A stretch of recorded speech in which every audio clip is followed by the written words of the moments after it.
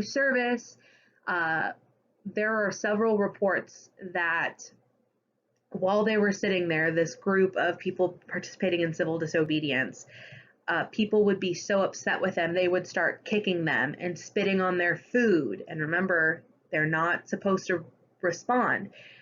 Someone took a pot of scalding hot coffee and dumped it over someone's head, and they had to sit there and not move. So picture that in your brain for a second. If you've ever drank a cup of coffee, it is hot, boiling liquid, and it is poured on your lap. Okay, so this is a part of civil disobedience. Anytime there are pickets, so a lot of times we'll talk about teachers or other types of workers who aren't getting paid a fair wage, they will stand outside the business and picket, telling anybody who walks inside the business, this business doesn't pay its workers the right amount. And they also will do sit-ins. So we're sitting inside a business and, we're not going to leave until our demands are met. Colin Kaepernick, when he kneels during the playing of the national anthem, that is civil disobedience. President Trump passed some type of law with the NFL, and Colin Kaepernick and any other player who kneels during the national anthem has to pay a fine to exercise your freedom of speech. We could talk about the constitutionality of that later, but I think you all can figure out how I feel about that. I've already mentioned Martin Luther King Jr. There was a movement in 2011 called Occupy Wall Street, where all of these businesses were making millions, billions, trillions of dollars, and all of their workers had nothing, weren't getting paid anything. And the Olympics in 1968, this is actually a really interesting fact. So shortly after Martin Luther King Jr. died, after he was murdered, the Olympics were held in 1968, and there were two Black Americans who placed first and second place in their event. And instead of doing the traditional playing of the national anthem, they raised their fists up in the air to symbolize their discontent with the way that MLK's case was going, looking for, the murderer. So these are all examples of civil disobedience. The key here is peaceful. If you are following during the civil rights movement a Malcolm X style, Malcolm X was somebody who said you don't have to hit them, but if they hit you, you better hit them back. That would not be considered a peaceful way of participating in a civil disobedience. And then there are relative rights. These are the idea that certain rights can be taken away from us in a crisis, like freedom of speech.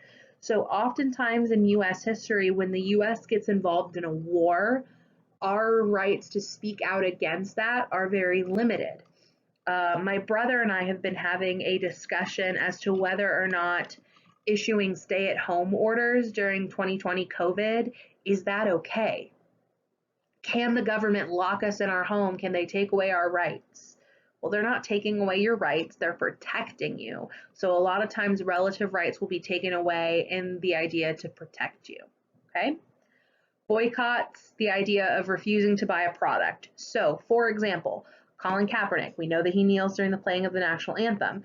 Does anybody know the sports company that he signed a deal with?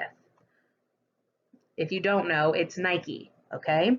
So there are people who are upset with Colin Kaepernick kneeling during the national anthem, so they are boycotting Nike, meaning they refuse to buy any Nike products while Nike supports Colin Kaepernick.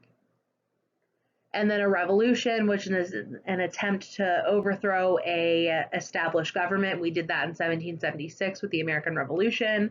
Texas, the state of Texas, for example, you can ask Miss Bulla about this.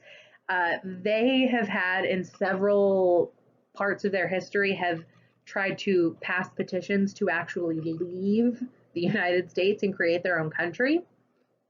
Those kinds of things. And then an unjust law is a law that you believe to be unfair.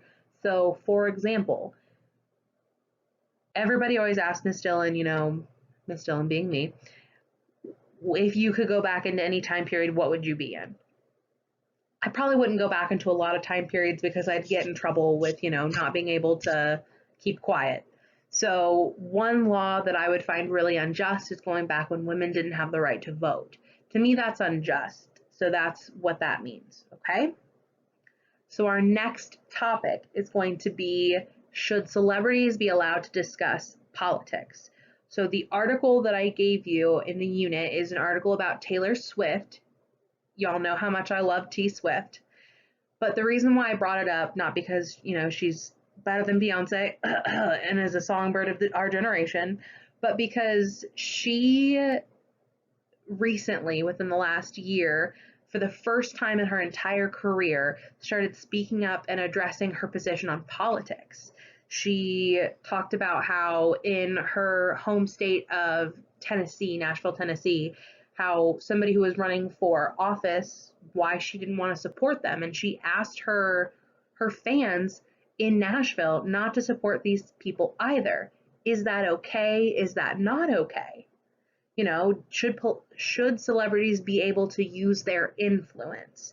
Now, I know maybe some of you aren't fans of Taylor Swift. That's fine. Maybe you're a Kanye West fan.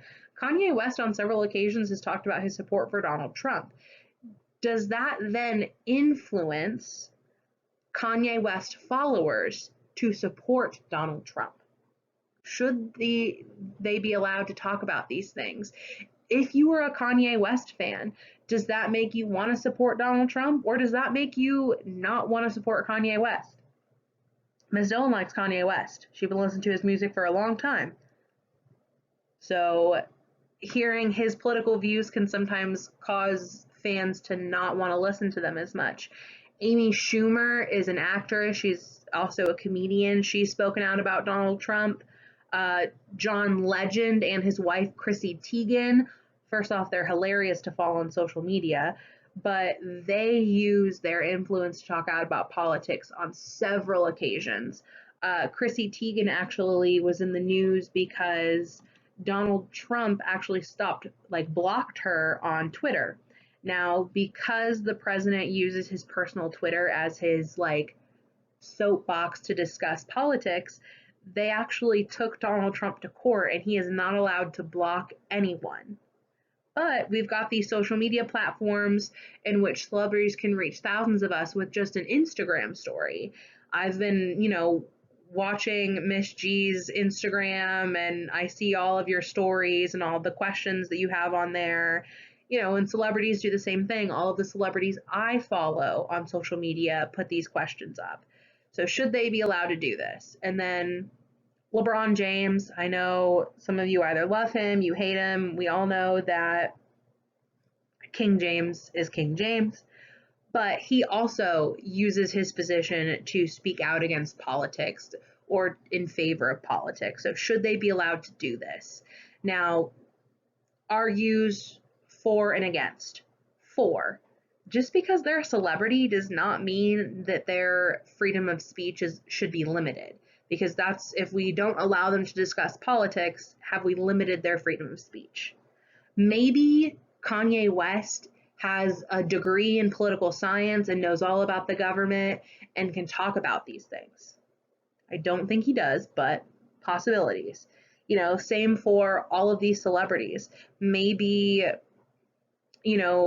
Taylor Swift, when she released her statement about the person running for office in Tennessee, was able to say X, Y, and Z reasons are why I cannot support this person, and if you agree with me, you shouldn't support them either.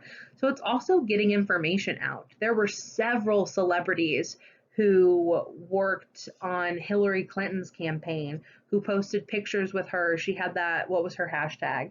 I'm with her. So those hashtags are going around and kind of spreading more awareness. Now, people who say that celebrities shouldn't discuss politics, number one, not everybody, when they discuss politics, is informed. I've had several students come up to me and say, Miss Dillon, I really like X candidate. Okay, why? Oh, because so-and-so said they were cool, or oh, because I saw their commercial. I would just like to be clear that any commercial you see that is in favor of a political candidate was made by them, so it's going to sound good about them, okay? So Do celebrities have the knowledge to discuss this? Also, another thing that would go in the against as to why celebrities shouldn't be allowed to discuss would be a lot of followers might not inform themselves. So pretend that Miss Dillon has no idea about government. She's never taken a government class in her life. She slept during her high school government class, and her bestie Taylor Swift talks about politics. Miss Dillon, who doesn't know a thing, might just agree with Taylor Swift because she's Taylor Swift. That is not how you should be with your politics, okay? If you are going to vote, you need to be an informed voter. But you can get informed information from celebrities. So I'm really interested to read your responses on the question, do you think celebrities should be able to discuss politics? I cannot wait to hear your arguments. Okay? The next one is what responsibilities accompany our rights? So we're all given these rights, and we talked about in several classes. It doesn't even matter if you're a citizen, you have these rights. So what goes along with that? Should you vote and run for office? Well, Miss Dillon would say, absolutely, yes, you should vote. Specifically for me as a woman and as somebody who has studied history, I know what previous generations of women went through for me to have my right to vote. And for me not to vote just seems like I'm doing those women of the past a disservice. Okay? That's my personal opinion. You finally have one of my opinions. Okay? Running for office. If you want to run for office, go for it. If our political ideologies align, maybe I'll vote for you. Is that a responsibility for you to run for office though? That's what you need to think about. And when you do this assignment, I want you to tell me yes, no. Also, fair and equal treatment. Okay? If it is a responsibility for one group of people to do this, it is a responsibility for all of us to do this, especially when it comes to jury duty. So we talked a lot about the law. When you register to vote, you will be put in a random lottery for jury duty. This is where you decide, did somebody commit a crime? Should somebody owe someone money? That is a civic duty.